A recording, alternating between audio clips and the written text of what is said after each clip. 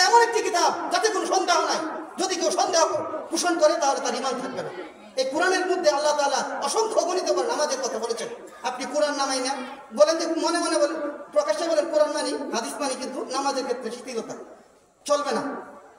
এখনো সময় আছে, শুধরে যান, এখনো সময় আছে। আলোচনা দীর্ঘায়িত করবো না, হুজুর বসে আছে, আমার মুরব্বী, আমি তো ছাত্র মানুষ। হুজুর বেয়াদবি নিবেন না, আমি 4-5 মিনিট খাইয়া নিছি। খুবই কষ্ট, আমি তো নিজের এলাকা, খুবই কষ্ট লাগে। আমার নিজের নিকটবর্তী মানুষ এমন নামাজ রোজা আল্লাহ আল্লাহ রাসূলের ব্যাপারে এমন অশ্লীল অশ্লীল কথা বলে, আফসোস। কবে তারা বুঝবে? দোয়া করবেন, তাদের সাথে হিংসা বিদ্বেষ রেখে লাভ নেই।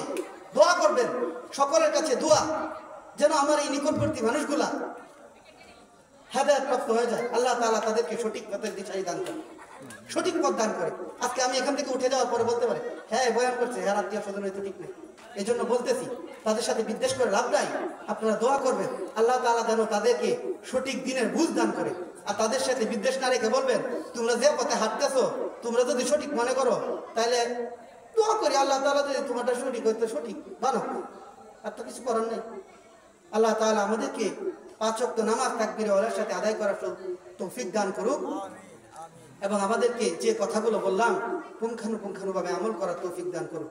ওয়া আখির দাওয়ানা আলহামদুলিল্লাহি রাব্বিল আলামিন। আসসালামু আলাইকুম ওয়া রাহমাতুল্লাহি ওয়া বারাকাতুহু।